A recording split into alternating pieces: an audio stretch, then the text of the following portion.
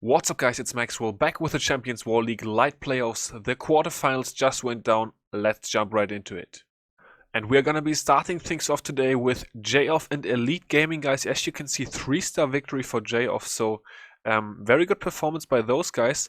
We are going to check out 4 attacks. I'm probably gonna do it like this and all the 4 wars, so I'm gonna bring you guys some mini war recaps, give you as much details and facts. I don't feel like a standings video is gonna be necessary this week, so we are just gonna keep it like this. So we are going to look at 2 attacks from Elite Gaming, 2 attacks from Joff, and then we are going to check out the results, stats, all that good stuff in the end. For Elite Gaming, I wanted to watch number 11 with you guys.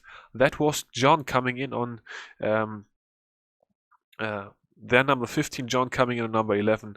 Tilo right here, and we have a Valkyrie and P.E.K.K.A attack. So whenever I saw these troops, I hoped it was a good attack, because definitely nice to watch a little bit of a switch up from the usual meta we see right now, and it was a pretty good one. So let's check it out.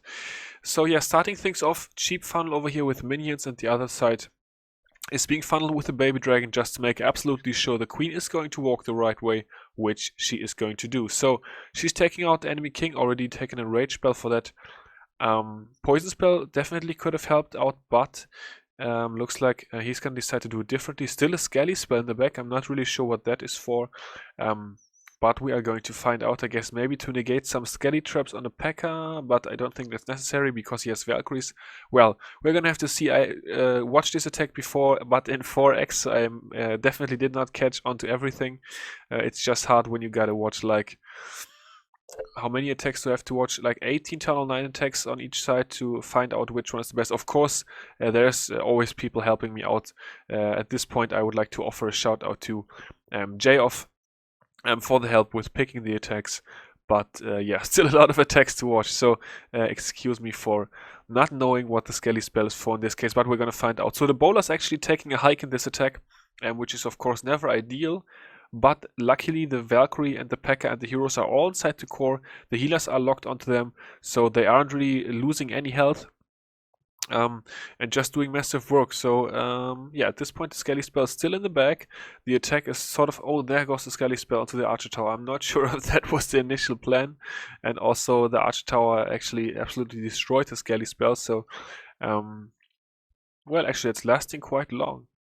Maybe I'm not too good with skelly spells. No, the archer tower survived the skelly spell. Alright, so I think that was definitely intended for something else. I guess a hero kill, but decided to do it differently in the end. So, or yeah, whatever. So swag queen ability in this attack, very, very nice one by John of Elite Gaming, getting it done on Tilo of Joff. So yeah, very, very cool.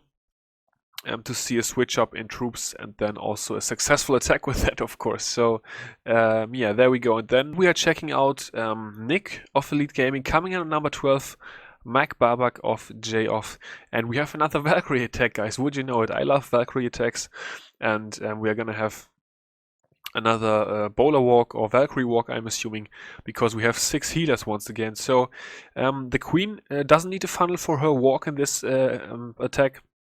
The base just allowing a natural funneling, and he's gonna take the long way around. His entry spot's actually right here at the bottom around 6 o'clock, and then he's obviously gonna want to kill heroes, so he's gonna move all the way through the base with his very, very heavy kill squad, and then only 6 back-end hogs to snipe off eventual defenses that are left standing. So yeah, 1 archer is actually doing funneling already. There go the bowlers. They have been released from the clan castle, and they are creating the other half of the funnel. Couple of healers to lock onto those bowlers. There we go, and 4 of those are going to stay alive throughout the initial part of this attack, and at this point he's good to go with releasing his Valkyries. There they go. No wall breakers needed, obviously, because King and Valkyries are going to be able to absolutely destroy the wall.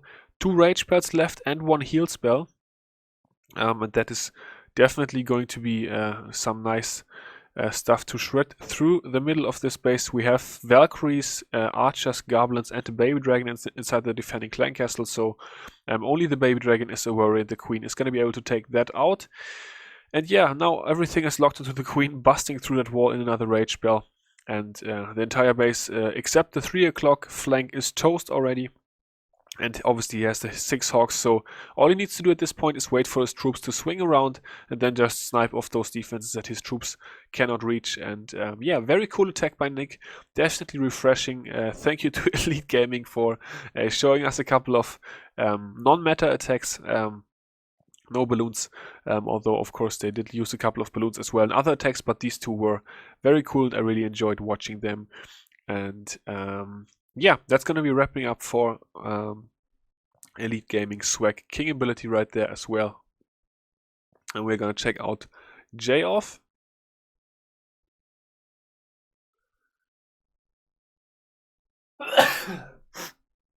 Who actually had a couple of 10v10s. So we are going to start things off with Jojo on number 7. With a Gobo Lalo, so nothing new here, but still nice 10v10, so we're gonna check it out. By the way, at this point I can already mention that Elite Gaming did not have any 10v10s, so that was probably part of why they lost the war. Yeah, so that's that.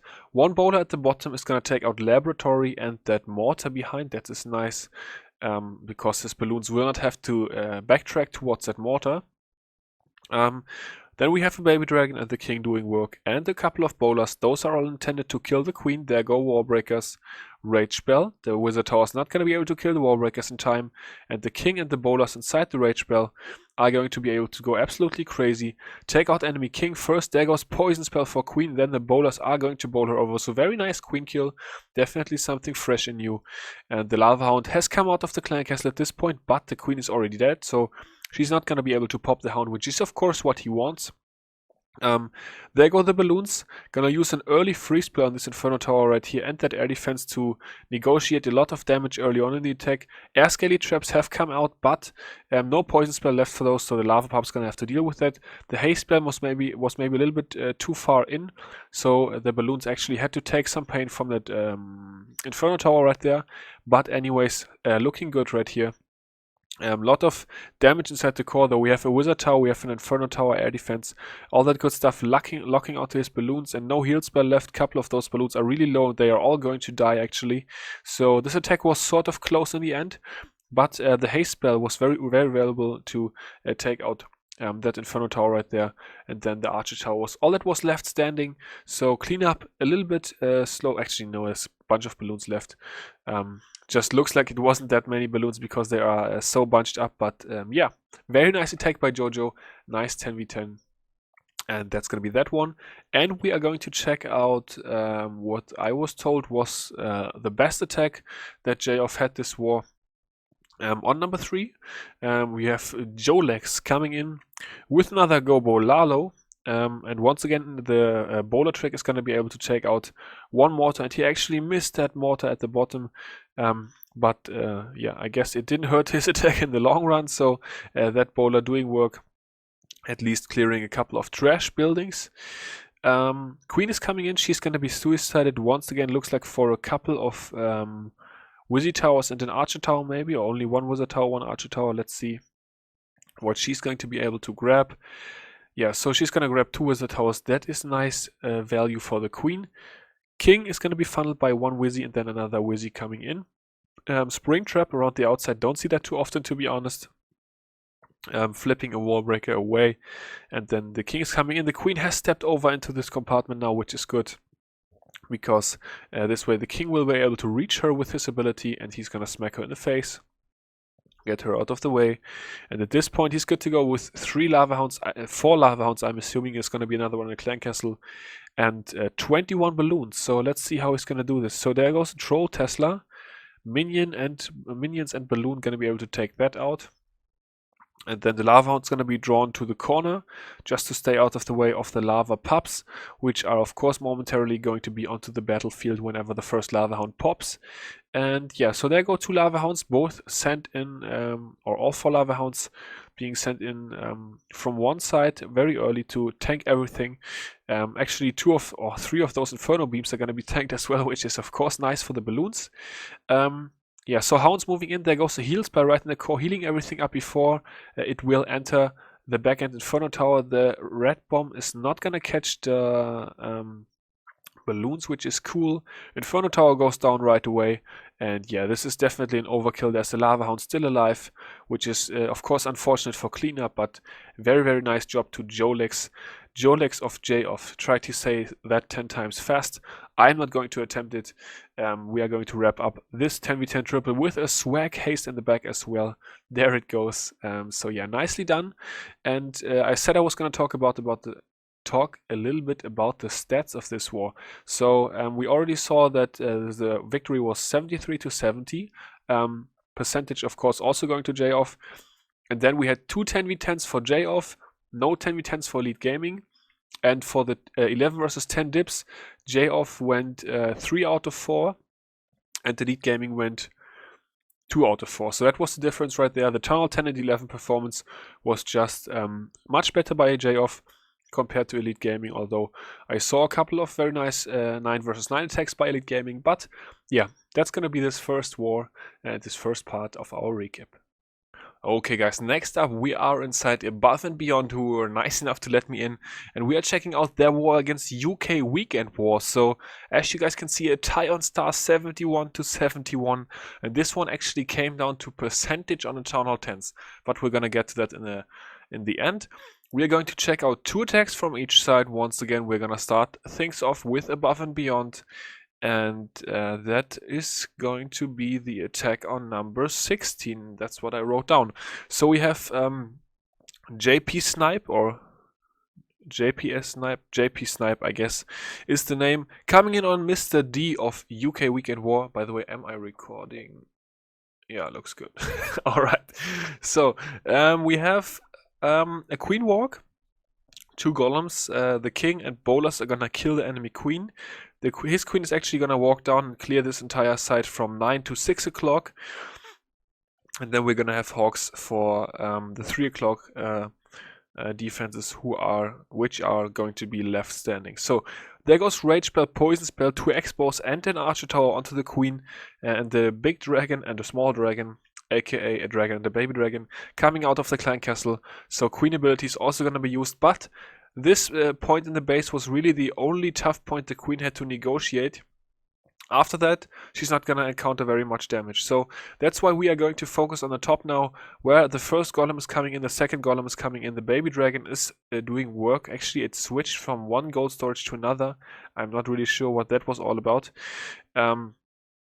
But yeah, so there go king and bowlers. They are obviously going to kill enemy queen, and they're going to be able to do some massive work onto all of those defenses as well. Very beautiful funnel here by JP. Yeah, to get the bowlers in there.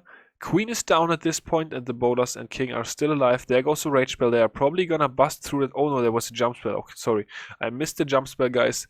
Jump spell allowed them access over that wall. I thought they were gonna bust through the wall, but not gonna be needed. The jump spell is going to help them out. Tesla farm has been triggered as well. The hawks are gonna help out with that. The wizzies are doing work, and the golemites are still tanking. The queen died, but she did her job. Only a couple of cannons left in this base. Probably a couple of spring traps within those cannons, I would assume, and one bomb tower is all that's gonna be left to negotiate. No giant bomb. Okay, there goes a rage spell. He still had a rage spell in the back. Which he, I assume, forgot to use on his queen, or didn't want to use because the healers were dead or something. But anyways, that's going to wrap it up, and Archer still in the back. That's going to be the triple for JP Snipe on Mr. D. So very, very nicely done. And the second attack we are going to watch from Above and Beyond on UK Weekend War is actually going to be a 10 versus 11, the one on number 2.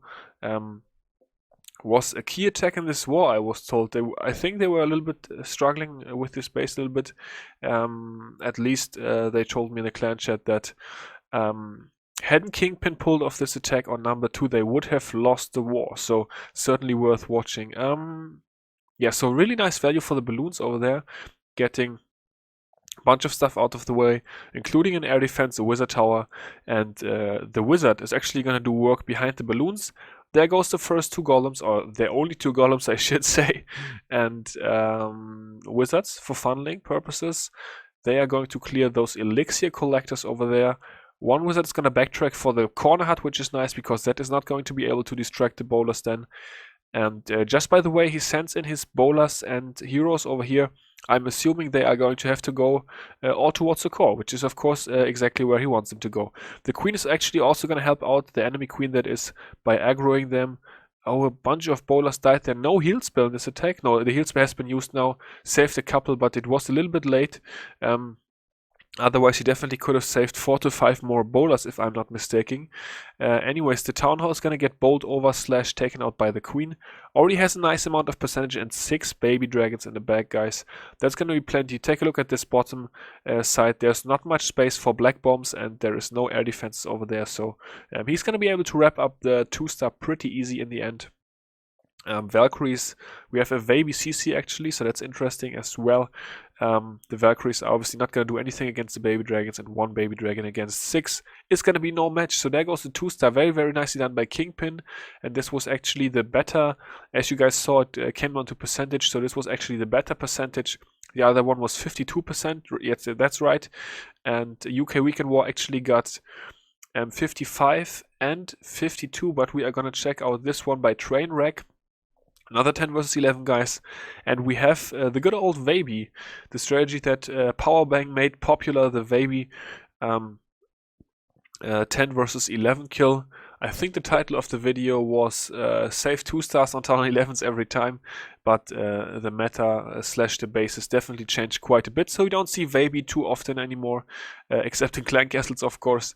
But in this case, it was able to work out, and with some of these bases now being so geared against bolas so much, the Vaby is definitely making sort of a comeback. When seeing it a couple of times lately, but still Stoned Hobo at 10 versus 11 is definitely the dominant tech.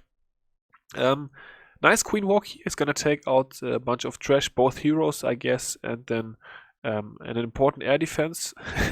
No, of course not significant for this, for the Valkyries. It's all about clearing that perfect path towards the town hall. So yeah, there goes queen onto enemy queen. Another rage spell being plopped down. Patient on the rage spell, so definitely nerves of steel over there. And yeah, the queen is gonna continue her path towards 9 o'clock. Gonna be able to take out a bunch more trash. I wonder where the Teslas are, but I guess we are going to find out sooner rather than later. Probably not gonna be in that. Are they gonna be in that 9 o'clock compartment? Suspicious compartment over there, guys. We're gonna have to see. Yeah, there goes the first Tesla. There goes queen ability. Expos have sort of locked onto the healers, which is a bit unfortunate. So at least 1 healer is going to die here. The Valkyries out of the clan castle. No poison spell for those guys, so the queen is gonna have to handle that. Queen is hanging on by a thread right here, and she's going to die actually, but did some nice work. So at this point it's time to go on with King and the Bolas and the Giant of the clan castle to take out a bunch of surrounding buildings to clear the path for the Valkyries. Double jump and a rage is going to be left in the back for the Valkyries to go towards the town hall. So there goes the first test Valkyrie. There go all the other Valkyries. Hopefully they're going to be able to move in quick enough. Yes, there goes the rage spell. Earthquake as well to weaken up the town hall and the Inferno Towers, and boom, town hall going down in 2 swings of the Valkyries. So that was nicely done. 1 baby dragon picking up more percentage, and a couple of wizards are left in the back as well for that. And that's going to be the 52% as we already saw earlier. So nicely done by Trainwrecking, and number 2 Danny of Above and Beyond here. So that's going to be that one. And then we have a Town Hall 9 attack to watch from UK Weekend War. Voice crack, guys, sorry for that. And that is going to be Guard coming in on Mr. 305. And we have the cold-blooded Go Hawk attack. That is definitely always a thing when you have heroes and clan castles so close together. We see that quite a bit. Baby CC, or no, I think it was Baby Dragon and Goblins, because the Goblins died so quick. Yeah, so it's gonna be easy to kill the enemy heroes and the CC. Couple of baby dragons are actually doing some funneling work to have the heroes swing left and grab a couple more point defense, which is of course always nice for a hawk attack. So baby dragon's able to do massive work over here because not much shooting them. Now they're actually dying. I probably just talked complete nonsense, but 4 heal spells left for a bunch of hawks. We actually have hawks in the clan castle as well, if I'm not mistaken. So two-finger deployment on all of his own Hawks very early in this attack. They are sort of splitting up, which is not ideal, but he's going to be able to reinforce the top group with the Clan Castle Hawks. Level 7 Hawks are just OP, and that's also why the Tunnel 9 attacks get easier and easier as we move along inside Clash of Clans and more updates roll out, because obviously with the Tunnel 11s getting stronger troops, you are able to donate those troops, and that of course makes Tunnel 9 attacks easier if you can donate level 4 Lava Hounds and level 7 Hawks, which was unheard of a year ago. So yeah, that's definitely a thing, and a bunch of minions able to help out on cleanup over here. So nice job to Guard of UK Weekend War. Wrapping it up on Mr. 305, and that's going to bring us to results and stats for this war. So as I already showed you guys, percentage win 2% by Above and Beyond. And let's actually check out the map. So both sides had 3 out of 4 successful dips, 11 versus 10, 0, 10 versus 10s on both sides, and then the percentage on the 11s is actually fairly similar. Take a look, 55 and 52, 52 and 54, so that was very similar, but these two Tunnel 10s over here were 2-start by 9s of UK Weekend War, so Baby Titch and Pished 2-start those two for low percentage on those 10s, and then Above and Beyond actually got 64 and 82%, which was actually a dip fail by Goose. So the percentage on the Tunnel 10s won this war. It's insanely close, guys. Very, very, yeah, very, very tough war. Tough loss for UK Weekend War. But Above and Beyond moving on to the semi-finals, so congratulations to those guys. Alright guys, and that's gonna wrap it up for this video. Joff and Above and Beyond moving on to the semi-finals. They are going to face off next week. And until next video, I will see you all later. Peace out.